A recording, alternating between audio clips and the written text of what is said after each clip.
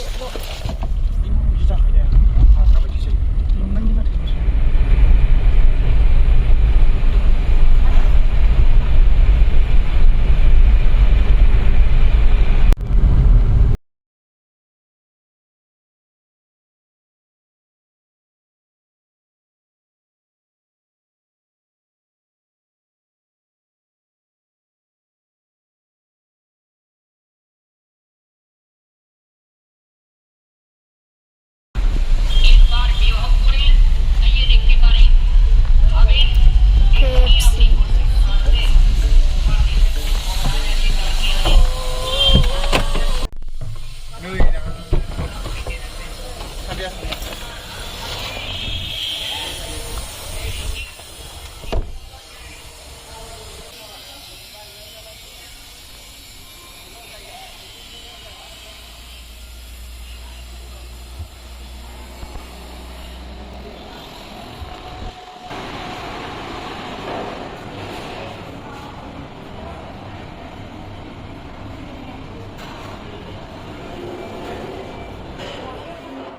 So guys, नै बेयो आंनि फंबाय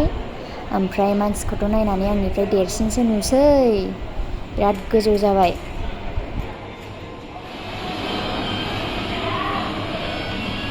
जोङो दायो KFC-याव दंफैयो अर्डारखौहाय ओमफ्राय दायो जोङो नेगासिनो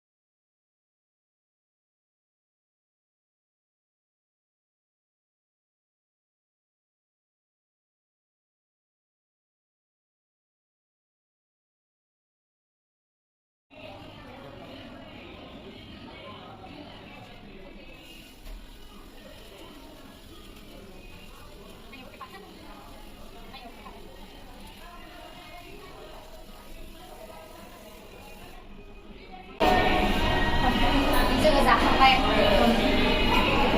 नै मोनबाय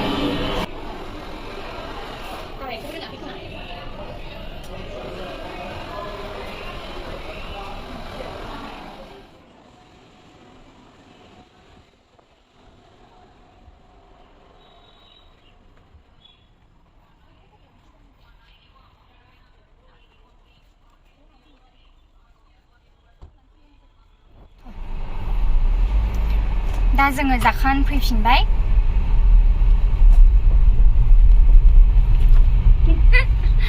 स' जोङो दायो जाखांनानै फैबाय KFC-निफ्राय ओमफ्राय जोङो जोंनि फार्स्ट टाइमानो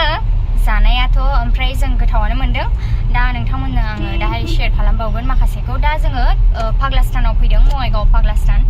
माने आङो लरियेलाव हाबनो नागिरदों आंनि खानाइनि बारै आं मोनसे माने ट्रिटमेन्ट केराटिन ट्रिटमेन्ट खालामनो नागिरदों आङो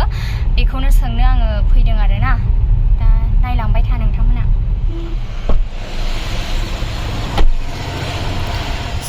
जोङो दायो KFC-निफ्राय फैनानै लरियेलाव हाबफैदों ओमफ्राय आं माने ट्रिटमेन्ट बे केराटिन ट्रिटमेन्टनि बारै खालि सोंनोल' फैदोंमोन आङो ओरैनो मालासो खालामगोन मागोन बिदिनि बारै सोंनो फैदोंमोन बाट रायलायै मायै बिदिनो माने मानसिफ्राबो बारा गैयामोन नालाय बेनिखायनो दिनैनो खालामनोसै होननानै दिनैनो खालामनाय जाबाय आरोना आङो बेनि बे ट्रिटमेन्टनि आलदा भिडिअ लादों दा नोंथांमोननो आङो बे भिडिअआ गोलावद्राय जागोनखाय आलदा पार्ट खालामबावगोन पार्ट 2 नोंथांमोना नायलांबाय थाबानो जाबाय